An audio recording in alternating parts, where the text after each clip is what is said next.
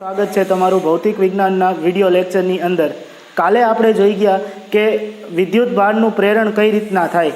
કોઈપણ વાહકને અન્ય પદાર્થ સાથે ભૌતિક સંપર્કમાં લાવ્યા વગર તેની અંદર વિદ્યુત ભાર પ્રેરિત કરવાની ઘટનાને વિદ્યુત ભારનું શું કહેવાય? પ્રેરણ કહેવાય। કાલ આપણે વિદ્યુત ભારના ગુણધર્મ પણ જોઈ ગયા હતા।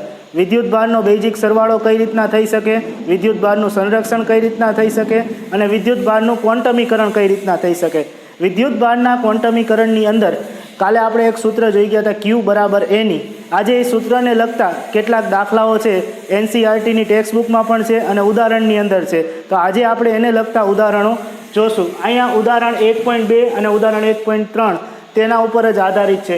ઉદાહરણ 1.2 ની અંદર તમે જોઈ શકો છો, કોઈ એક પદાર્થમાંથી દરેક સેકન્ડમાં 10⁹ જેટલા ઇલેક્ટ્રોન પસાર થાય છે। દર સેકન્ડે, આ શબ્દ ધ્યાન રાખજો, દર સેકન્ડે, એક સેકન્ડે નથી આપ્યું, દર સેકન્ડે 10⁹ જેટલા ઇલેક્ટ્રોન પસાર થાય છે। તો તે પદાર્થમાંથી અન્ય પદાર્થમાં 1 કુલમ જેટલો વિદ્યુત ભાર પસાર કરવા માટે કેટલો સમય લાગશે? આપણે સમય શોધવાનો।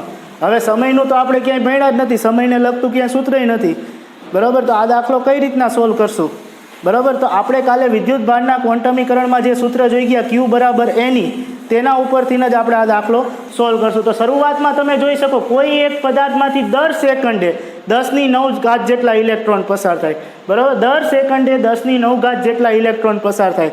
તો એક સેકન્ડમાં કેટલા ઇલેક્ટ્રોન પસાર થતા હશે, પહેલાં એ ગણતરી કરશું, બરાબર? દર સેકન્ડે 10⁹ જેટલા ઇલેક્ટ્રોન પસાર થાય। એટલે અહીંયા આપણને ઇલેક્ટ્રોનની સંખ્યા આપેલી છે, ઇલેક્ટ્રોનની સંખ્યા n બરાબર કેટલી છે? 10⁹।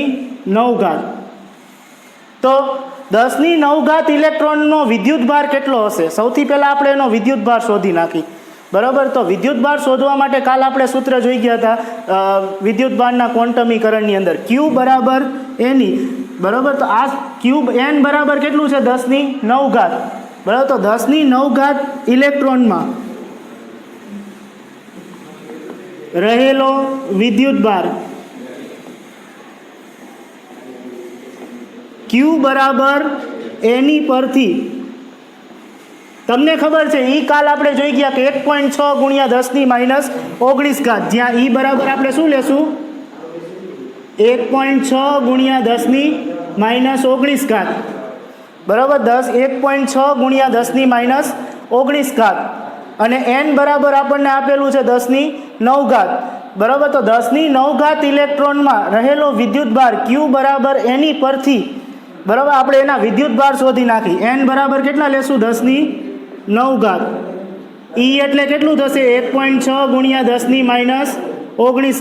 તો જવાબ શું આવશે?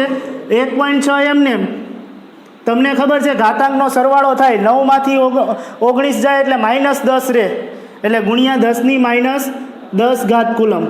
તો 10⁹ ઇલેક્ટ્રોનમાં 1.6 ગુણ્યા 10⁻⁻10 કુલમ વિદ્યુત ભાર રહેલો છે, બરાબર? 10⁹ ઇલેક્ટ્રોનમાં 1.6 ગુણ્યા 10⁻⁻10 કુલમ વિદ્યુત ભાર રહેલો છે। આપણને શું કીધેલું છે કે તે પદાર્થમાંથી 1 કુલમ જેટલો વિદ્યુત ભાર પસાર થવા માટે, બરાબર, અહીંયા ઇલેક્ટ્રોનની સંખ્યા આપેલી છે, બરાબર? ઇલેક્ટ્રોનની સંખ્યા કેટલી છે? 10⁹। તો 10⁹ ઇલેક્ટ્રોનની અંદરથી 1.6 ગુણ્યા 10⁻⁻10 ઇલેક્ટ્રોન દર સેકન્ડે પસાર થાય। કેટલા? 1.6 ગુણ્યા 10⁻10 કુલમ છે એ દર સેકન્ડે પસાર થાય છે। તો આપણે શું શોધવાનું છે? 1 કુલમ વિદ્યુત ભારને પસાર થવા માટે, બરાબર? તો 1.6 ગુણ્યા ત્રિરાશી જ આવશે, 1.6 ગુણ્યા 10⁻10 કુલમને પસાર થવા માટે 1 સેકન્ડ જેટલો સમય લાગે। કેટલો સમય લાગે છે? 1 સેકન્ડ જેટલો। તો 1 કુલમ વિદ્યુત ભારને પસાર થવા માટે ધારો કે T જેટલો સમય લાગે છે। કેટલો સમય લાગે છે? T જેટલો। તો હવે ચોકડી ગુણાકાર કરી નાખી તો 1.6 ગુણ્યા 10⁻10 અને એને ગુણ્યા T બરાબર 1 કુલમ। તો T બરાબર શું થશે? 1/1.6 ગુણ્યા 10⁻10।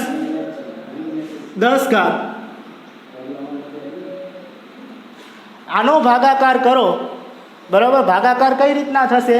તો પહેલાં તો 10 ની -10 ઘાત ઉપર જશે, એટલે 10 ની +10 ઘાત થઈ જાય, બરાબર।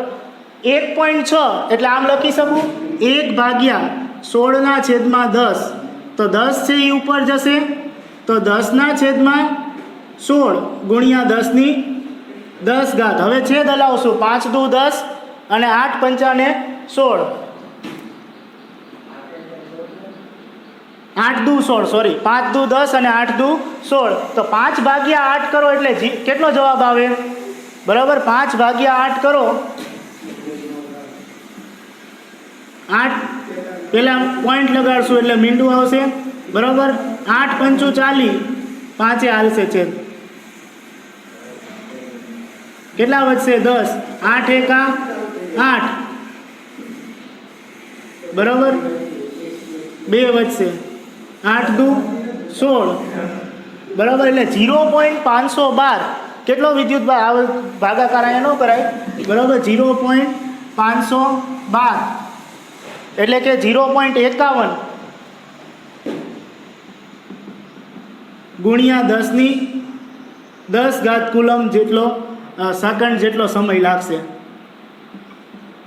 હવે આ સમયને તમારે સેકન્ડમાં આપેલો, ટેક્સ્ટ બુકની અંદર વર્ષમાં આપેલો, તમને ખબર છે કે એક વર્ષની અંદર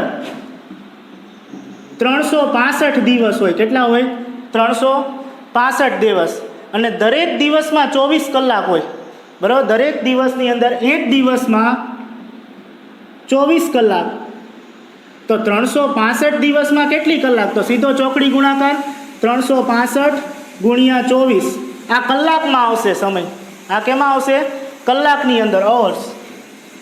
હજી આને સેકન્ડમાં ફેરવવું હોય, બરાબર, તો 1 કલાકની અંદર 3600 સેકન્ડ થાય, 1 કલાકમાં કેટલું થાય, 1 અવર્સમાં 3600 સેકન્ડ, તો 365 ગુણ્યા 24 કલાકમાં કેટલી સેકન્ડ થાય, સીધી ત્રિરાશિ, આમાં ત્રિરાશિ ચોપડીમાં ડાયરેક્ટ આપેલું હોય, અહીંયા આપણે એની કેલ્ક્યુલેશન કરશું, બરાબર। આની અંદર આપણે એની કે ગણતરી છે એ કરશું, બરાબર। તો 1 કલાકની અંદર 3600 સેકન્ડ થાય, તો 365 ગુણ્યા 24 કલાકની અંદર કેટલી સેકન્ડ થાય, તો ચોકડી ગુણાકાર કરીએ તો 365 ગુણ્યા 24 ગુણ્યા 3600, તો આ પદને 365 ગુણ્યા 24 ગુણ્યા 3600 આરે ભાગો, બરાબર, એટલે જવાબ આવશે 198 વર્ષ। તો 1 કુલમ વિદ્યુત ભારને એક પદાર્થ ઉપરથી બીજા પદાર્થ ઉપર ટ્રાન્સફર થવા માટે 198 વર્ષ જેટલો સમય લાગશે। તો તમે વિચારી શકો કુલમ છે એ વિદ્યુત ભારનો કેટલો મોટો એકમ છે, એટલે જ તે આપણે વ્યવહારની અંદર અને રોજિંદા જીવનની અંદર કુલમની જગ્યાએ મિલી કુલમ અથવા માઇક્રો કુલમ એકમ તરીકે રહે છે। વ્યવહારમાં આટલો મોટો એકમ ચાલે નહીં। આ ઉદાહરણ ફક્ત એ જ દર્શાવવા માટે છે કુલમ કેટલો મોટો એકમ છે, કુલમ વિદ્યુત ભારનો કેટલો મોટો એકમ છે એ સમજવા માટે જ છે, બરાબર। 2 માર્કની અંદર આવો નાનકડું એવું ઉદાહરણ છે એ પૂછી શકે, 2 માર્કમાં થિયરી જ પૂછાય એવું જરૂરી નથી, નાનકડો એવો દાખલો હોય એ પણ પૂછાઈ જાય આવો ગણતરીવાળો, બરાબર। ફરી એકવાર આપણે આ ઉદાહરણ જોઈ લઈ। ઉદાહરણની અંદર તમને એવું આપેલું છે કે એક પદાર્થની અંદર દર સેકન્ડે કેટલા ઇલેક્ટ્રોન પસાર થાય છે, 10⁹ ઇલેક્ટ્રોન પસાર થાય છે। તો આ જ પદાર્થમાંથી 1 કુલમ જેટલો વિદ્યુત ભાર બીજા પદાર્થ ઉપર ટ્રાન્સફર થવા માટે કેટલો સમય લાગશે, આપણે સમય શોધવાનો છે। એવું તો ક્યાંય સૂત્ર નથી આવ્યું, પણ આપણે વિદ્યુત ભારના ક્વોન્ટમીકરણમાં જે સૂત્ર જોઈ ગયા એ સૂત્રની અંદર દર સેકન્ડે કેટલા 10⁹ જેટલા ઇલેક્ટ્રોન પસાર થાય છે। આમાં ઇલેક્ટ્રોનની સંખ્યા આપેલી છે n બરાબર કેટલું છે 10⁹,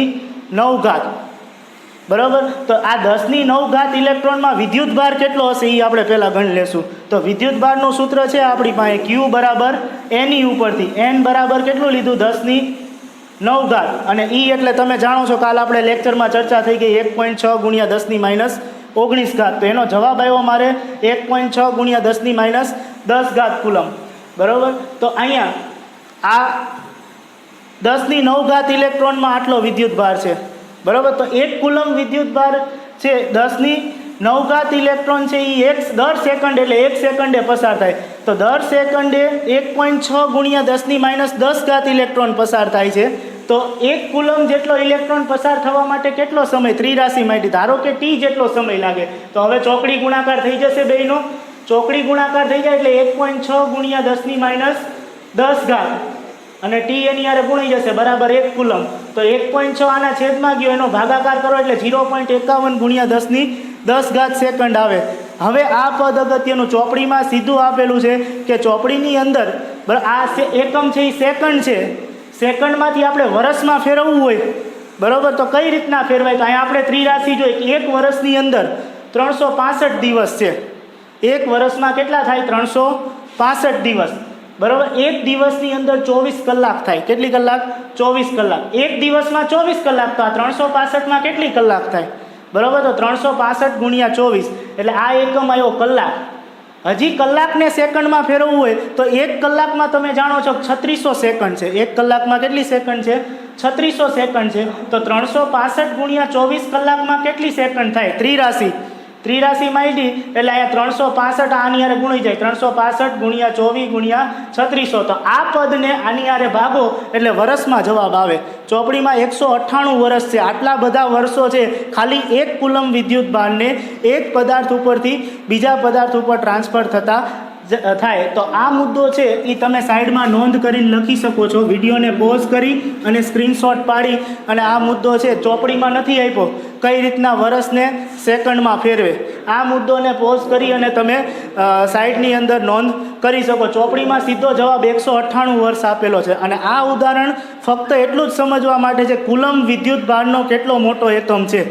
1 કુલમ વિદ્યુત ભારને એક પદાર્થ ઉપરથી બીજા પદાર્થ ઉપર જવા માટે 198 વર્ષ લાગે છે. કેટલા લાગે છે? 198 વર્ષ. એટલે જ રોજિંદા જીવનની અંદર આપણે કુલમની જગ્યાએ મિલીકુલમ અને માઇક્રોકુલમ એકમનો ઉપયોગ કરી શકીએ બરાબર. તો આ ઉદાહરણ અહીંયા પૂરું થાય છે. હવે ઉદાહરણ 1.3 જોઈ બરાબર. ઉદાહરણ 1.3ની અંદર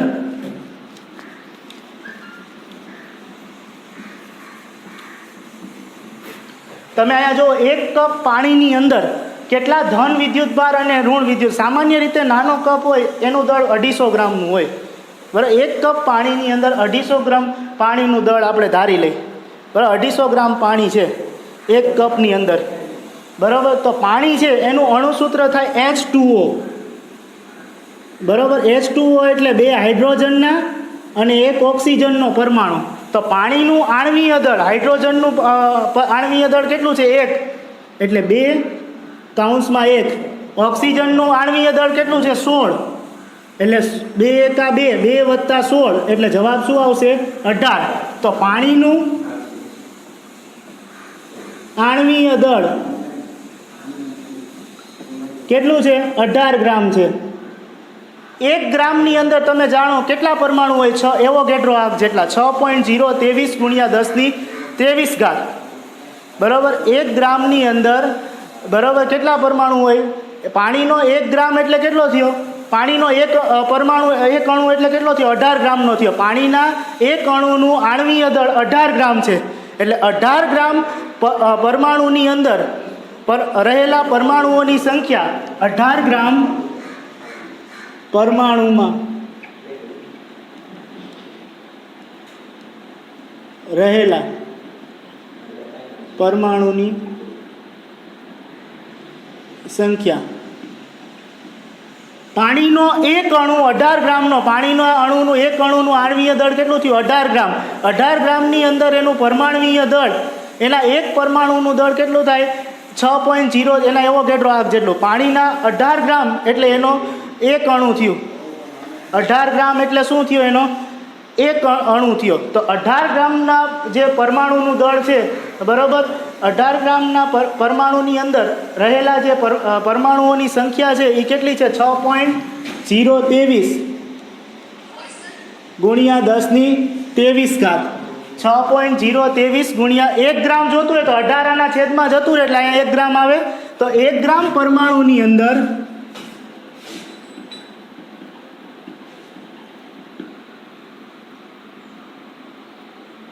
પરમાણુની સંખ્યા 18 છેદમાં જતું રહે એટલે અહીંયા એકડો રહે ને, એટલે 6.023 ગુણ્યા 1023 ઘાત. 6.023 ગુણ્યા 10⁻23 બરાબર, છેદમાં આ 18 જતું રહ્યું એટલે છેદમાં 18 એટલે 1 ગ્રામ પરમાણુની અંદર બરાબર, પાણીના એક પરમાણુની અંદર રહેલા પરમાણુ બે હોય, ઇલેક્ટ્રોન હોય અને પ્રોટોન હોય, તો 1 ગ્રામ પરમાણુની અંદર પરમાણુની સંખ્યા 18 છેદમાં જતું રહ્યું એટલે 6.023 ગુણ્યા 10⁻23 છેદમાં 18. આપણે 1 કપ પાણીમાં કીધું હોય, 1 ગ્રામ પાણીનું દળ કેટલું છે 250 ગ્રામ, તો 1 ગ્રામ પરમાણુની અંદર પરમાણુની સંખ્યા આટલી, તો 250 ગ્રામની અંદર પરમાણુની સંખ્યા કેટલી? સીધી ત્રિરાશિ.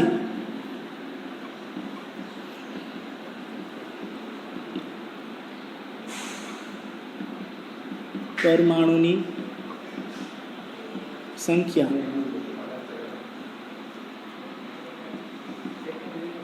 કેટલી થાય? તો 250 આની હારે ગુણાઈ જાય તો પરમાણુની સંખ્યા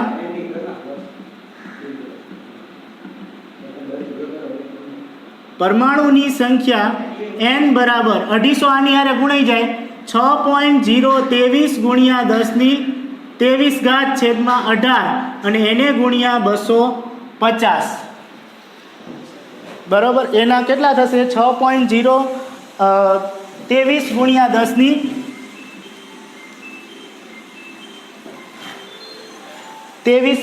હવે આ તો આપણે 1 ગ્રામનું જ આવ્યું. 1 ગ્રામ પરમાણુની અંદર રહેલા પરમાણુ, જો પરમાણુમાં બે હોય, ઇલેક્ટ્રોન અને પ્રોટોન બરાબર, 1 ગ્રામ પરમાણુનું દળ છે, પરમાણુની સંખ્યા છે એ 6.025 ગુણ્યા 10⁻23 છેદમાં 18 થાય, તો 250 ગ્રામમાં કેટલી થાય? 250 ગ્રામમાં પરમાણુની સંખ્યા ધારો કે n હોય, n આમ ગુણાઈ જાય ને 250 આની હારે ગુણાઈ જાય બરાબર ને, n બરાબર શું થાય? તો કે 6.023 ગુણ્યા 10⁻23 છેદમાં 18 ગુણ્યા 250 ત્રિરાશિ માંડી. આ તો એક પરમાણુની વાત હતી. પાણીનું આણ્વીય દળ, પાણીના અણુઓની સંખ્યા, પાણીની અંદર 2 હાઇડ્રોજન હોય અને 1 ઓક્સિજન હોય, એટલે એની અંદર 10 પરમાણુ હોય, 2 હાઇડ્રોજનના અને 8 ઓક્સિજનના, એટલે પાણીની અંદર 10 પરમાણુ હોય, પાણીની અંદર 10 પ્રોટોન હોય અને 10 ઇલેક્ટ્રોન હોય. પાણીમાં 10 પ્રોટોન હોય અને 10 ઇલેક્ટ્રોન હોય. તો આ તો એક જ પરમાણુની સંખ્યા હતી. તો 10 પ્રોટોનની અંદર કેટલા પરમાણુ રહેલા હોય બરાબર? એક પરમાણુની અંદર 6.023 ગુણ્યા 10⁻23 છેદમાં 18 ગુણ્યા 250 બરાબર. તો 10માં કેટલી થાય? ત્રિરાશિ અગેન બરાબર, ત્રિરાશિ માંડી એક પરમાણુમાં 6.023 ગુણ્યા 10⁻23 છેદમાં 18 ગુણ્યા 250. તો 10ની અંદર કેટલા? 10ની અંદર કેટલા? તો 10 પાછું આની હારે ગુણાઈ જાય બરાબર, એટલે થશે શું? પરમાણુની સંખ્યા ધારો કે કેપિટલ N હોય બરાબર, તો n બરાબર શું થશે? 6.023 ગુણ્યા 10⁻23 છેદમાં 18 ગુણ્યા 250 ગુણ્યા 10. પાણીના એક અણુની અંદર 10 પ્રોટોન હોય અને 10 ઇલેક્ટ્રોન હોય. આપણે પાણીના એક જ અણુ માટે પરમાણુની સંખ્યા ગોતી બરાબર. તો 10 પરમાણુ માટે કેટલી થાય? એક પરમાણુ માટે આટલી, તો 10 માટે કેટલી? ધારો કે કેપિટલ N હોય તો n બરાબર 6.023 ગુણ્યા 10⁻23 ગુણ્યા 250 ગુણ્યા આમ ગુણાઈ જાય 10. તો હવે આપણને વિદ્યુત ભાર પૂછ્યો છે. વિદ્યુત ભારનું સીધું જ સૂત્ર આપણે વિદ્યુત ભારના ક્વોન્ટમીકરણમાં ભણી ગયા. તો પાણીની અંદર રહેલો વિદ્યુત ભારમાં બે હોય, ઇલેક્ટ્રોન અને પ્રોટોન, અને બંનેની અંદર સમાન વિદ્યુત ભાર હોય બરાબર. પાણીની અંદર જેટલા પ્રોટોન હોય એટલા જ શું હોય? ઇલેક્ટ્રોન, એટલે બંનેનો વિદ્યુત ભાર સમાન જ થશે. તો વિદ્યુત ભારના ક્વોન્ટમીકરણ ઉપરથી વિદ્યુત ભારના ક્વોન્ટમીકરણ પરથી Q બરાબર NE સૂત્ર છે એ તો તમે જાણો છો, 1.6 ગુણ્યા 10⁻19 બરાબર. એટલે Q બરાબર n બરાબર આપણે આ સૂત્રમાં શોધ્યું 6.023 ગુણ્યા 10⁻23 છેદમાં 18 ગુણ્યા 250 ગુણ્યા 10 બરાબર, અને એને ગુણ્યા શું થશે 1.6 ગુણ્યા 10⁻19 સાદું રૂપ આપો બરાબર, તો 19 અને 23 બરાબર, આનો જવાબ આવશે 1.34 ગુણ્યા 10⁻7 કુલમ. તમે સાદું રૂપ જે સારું કેલ્ક્યુલેટર હોય એની અંદર તમે આપી શકો સીધો જ જવાબ 1.34 ગુણ્યા 10⁻7 કુલમ.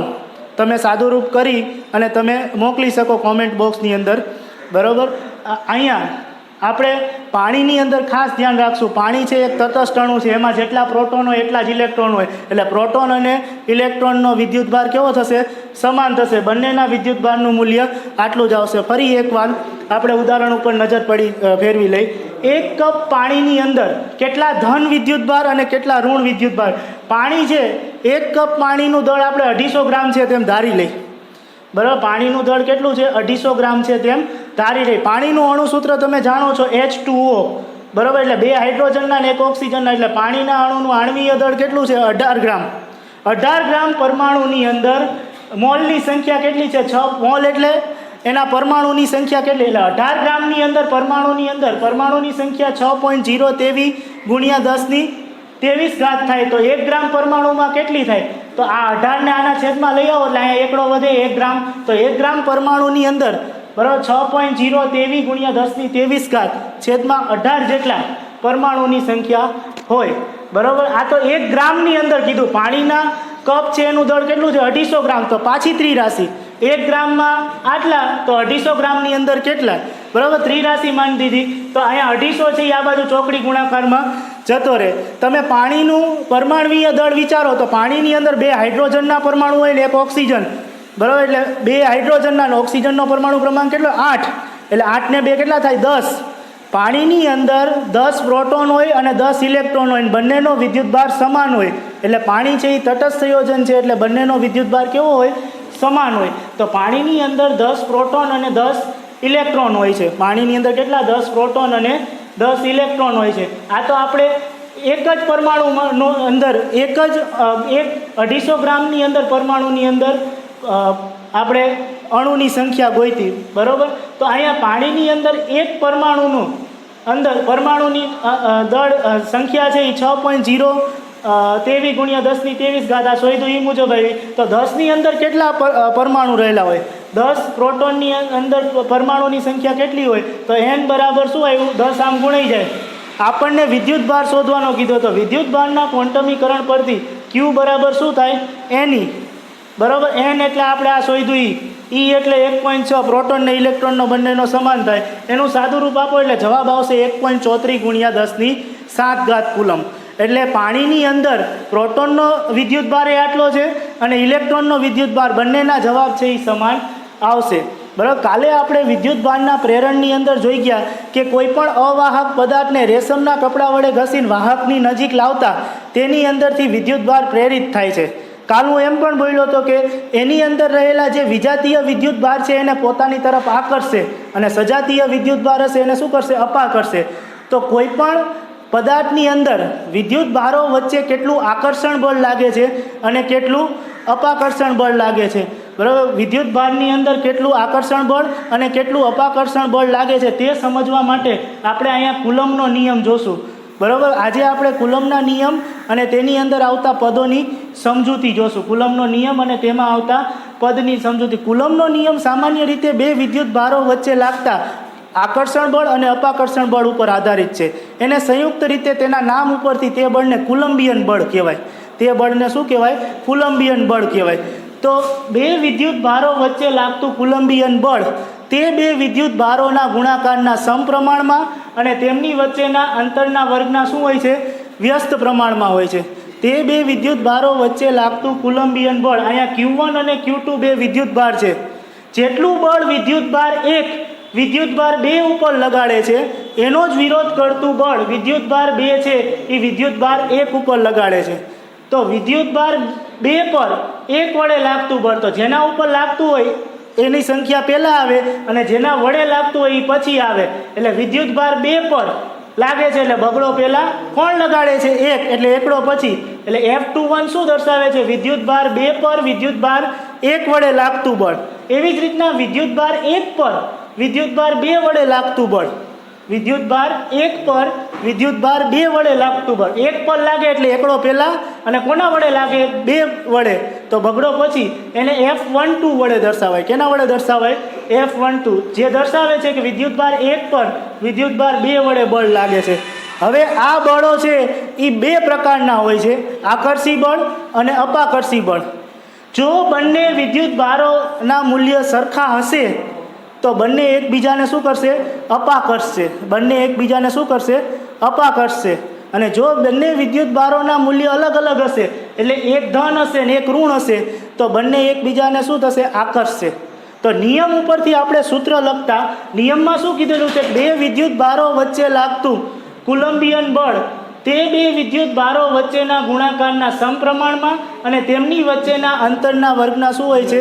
વ્યસ્ત પ્રમાણમાં હોય છે. અને આ બળનું મૂલ્ય તે 2 પદાર્થને જોડતી દિશામાં અહીંયા કેન્દ્રમાં લાગે છે. ક્યાં લાગે છે? કેન્દ્રમાં. તો નિયમ ઉપરથી આપણે સૂત્રને લખતા F ચલે છે શું કોના ઉપર આધાર રાખે છે? 2 વિદ્યુત ભારોના ગુણાકારના સમપ્રમાણમાં Q1 Q2 upon R². F ચલે છે Q1 Q2 upon R². ચલનને છોડી નાખો તો F બરાબર શું થશે? કે Q1 Q2 upon R². કે Q1 Q2 upon R². જ્યાં K છે એ અચળાંક છે, જેનું મૂલ્ય કુલમ્બ નામના વૈજ્ઞાનિકે K બરાબર 1/4πε0 પરથી 9×10⁹ છે તેવું દર્શાવ્યું. હવે 9×10⁹ જ્યાં ε0 છે એ આ 2 માધ્યમ વચ્ચેનો પરાવિદ્યુતાંક, અંગ્રેજીમાં કહી તો એને પરમિટિવિટી. ε0 ને શું કહેવાય? તેની પરમિટિવિટી. ગુજરાતીમાં કહી તો એને પરાવિદ્યુતાંક. ε0 એટલે માધ્યમનો પરાવિદ્યુતાંક. અંગ્રેજીમાં કહી તો એને શું કહેવાય? એની પરમિટિવિટી. એને શું કહેવાય? પરમિટિવિટી. કેનું આપણે એકમ જોઈ લે. એકમ શું થાય? અહીંયા આ સૂત્ર પરથી આ ફક્ત જાણકારી માટે છે. કે બરાબર શું થાય? F R અહીંયા ગુણાઈ જાય. F R² Q1 × Q2 આવું થાય ને? R² અહીંયા ગુણાઈ જાય, Q1 Q2 છેદમાં જતા રહે. તો F એટલે બળ. બળનો એકમ શું થાય? ન્યૂટન. R એટલે શું દર્શાવે છે? 2 વિદ્યુત ભારો વચ્ચેનું અંતર. R અંતર દર્શાવે. અંતરનો એકમ શું થાય? મીટર². ન્યૂટન × મીટર². 2 વિદ્યુત ભારો છે. કુલમ × કુલમ એટલે શું થાય? કુલમ². બરાબર? કુલમ × કુલમ એટલે કુલમ². એટલે આનો એકમ થશે ન્યૂટન મીટર² પ્રતિ કુલમ². એનો એકમ શું થશે? ન્યૂટન મીટર² પ્રતિ કુલમ². બરાબર? તો F છે બરાબર. અહીંયા K બરાબર 1/4πε0 મૂકી તો F બરાબર શું થાય? 1/4πε0 Q1 Q2 upon R². આ સૂત્ર ઉપરથી આજે આપણે ε0નું પણ સૂત્ર મેળવી લેશું. બરાબર? ε0નો પણ એકમ મેળવી લેશું. ε0 બરાબર 1/4π Q1 Q2 upon R² into F into R². આવું થાય ને? F અહીંયા આવતું રહે. Q1 Q2 upon F R² થાય. Q1 Q2 એટલે શું થાય? કુલમ × કુલમ એટલે કુલમનો વર્ગ. બરાબર? એટલે શું થશે? કુલમનો વર્ગ. F એટલે ન્યૂટન પ્રતિ ન્યૂટન અને R² એટલે મીટરનો વર્ગ. અંતર દર્શાવે એટલે મીટરનો વર્ગ એટલે પ્રતિ મીટર². એટલે આનું એકમ થશે કુલમ² ન્યૂટન ઇન્વર્સ પ્રતિ મીટર². બરાબર? કઈ રીતના? આ સૂત્રમાં K બરાબર તમે 1/4πε0 લો. ε0 ને હું સૂત્રનો કરતા બનાવી જાઉં એટલે Q1 Q2 upon 4π તો અચળાંક છે એટલે એ પારિમાણિક સૂત્રમાં આવે નહીં. બરાબર? એટલે કુલમ Q1 × Q2 એટલે કુલમ² સ્ક્વેર, કુલમ ઇન્ટુ કુલમ એટલે કુલમ સ્ક્વેર, છેદમાં એફ છે એટલે ન્યૂટન ઇન્વર્સ, આર સ્ક્વેર એટલે પ્રતિ મીટર ઇન્વર્સ. બરાબર. આનું પારિમાણિક સૂત્રની ચર્ચા આપણે કાલે કરશું. બરાબર. અત્યારે આ માત્ર જાણકારી માટે છે. આ જે રહ્યું ને એ માત્ર જાણકારી માટે છે. બરાબર. આ પ્રશ્ન આરે કોઈ લેવા નથી. તમને એકમ એમસીક્યુની અંદર પૂછાય, ખાસ કરીને ગુજકેટ અને એવા એક્ઝામની અંદર આ એમસીક્યુ છે એ તમને પૂછાઈ શકે, જેની અહીંયા નોંધ લેવી. આ પ્રશ્નના ભાગરૂપે નથી. બરાબર. પ્રશ્નના ભાગરૂપે નથી. બરાબર. પ્રશ્નની અંદર ખાલી એની અંદર આવતા પદોની સમજૂતી જ આપવાની છે. બરાબર. તો અહીંયા આપણે આખું સૂત્ર લખી, એફ બરાબર 1/4 epsilon 0 Q1 Q2 upon R square. બરાબર. જો Q1 અને Q2 માંથી એક ધન હોય અને એક ઋણ હોય તો ગુણાકાર છે Q1 Q2 નો ગુણાકાર છે, એક ધન હોય અને એક ઋણ હોય તો ગુણાકાર છે એ શૂન્ય કરતાં કેવો આવશે? નાનો આવશે. આવું ક્યારે થશે? કાં તો Q1 ધન હશે અને Q2 ઋણ હોય ત્યારે ક્યુ બળ, એક ધન હોય ને એક ઋણ હોય ત્યારે ક્યુ બળ લાગશે? આકર્ષણ બળ લાગશે. અને Q1 Q2 ગ્રેટર ધેન 0 હોય તો બંને ધન હોઈ શકે. ગ્રેટર ધેન ગુણાકાર ક્યારે? બે પ્લસ હોય તો જ ગુણાકાર પ્લસ આવે. બરાબર. તો Q1 Q2 બંને કેવા હોય? ધન હોય તો ક્યુ બળ લાગશે? અપાકર્ષી બળ લાગશે. ક્યુ બળ લાગશે? અપાકર્ષી. બંનેને સંયુક્ત રીતે કુલમ્બે પોતાના નામ ઉપરથી કુલમ્બિયન બળ નામ આપ્યું. નિયમની અંદર એટલું સમજાવ્યું છે કે બે વિદ્યુત ભારો વચ્ચે લાગતું કુલમ્બિયન બળ તે બે વિદ્યુત ભારો વચ્ચેના ગુણાકારના સમપ્રમાણમાં અને તેમની વચ્ચેના અંતરના વર્ગના વ્યસ્ત પ્રમાણમાં હોય છે. અને આ બળનું મૂલ્ય તે બે પદાર્થને જોડતી દિશામાં અહીંયા કેન્દ્રમાં લાગતું હોય તો એને સૂત્ર સ્વરૂપે દર્શાવી તો એફ ચલે છે Q1 Q2 upon R square. અચળાંક છોડી નાખું. બરાબર. તો અચળાંકમાં કે આવશે, કેની કિંમત કુલમ્બે આ સૂત્ર ઉપરથી, બરાબર, પોતાના પ્રાયોગિક સૂત્ર 1/4 એપ્સિલોન 0 ઉપરથી આ શોધી. તેના એકમ અને પારિમાણિક સૂત્ર માત્ર જાણકારી માટે છે, જે તમારે ગુજકેટમાં ધ્યાન રાખવાના, નોંધ કરી લેશો. બરાબર. અહીંયા એપ્સિલોન 0 છે.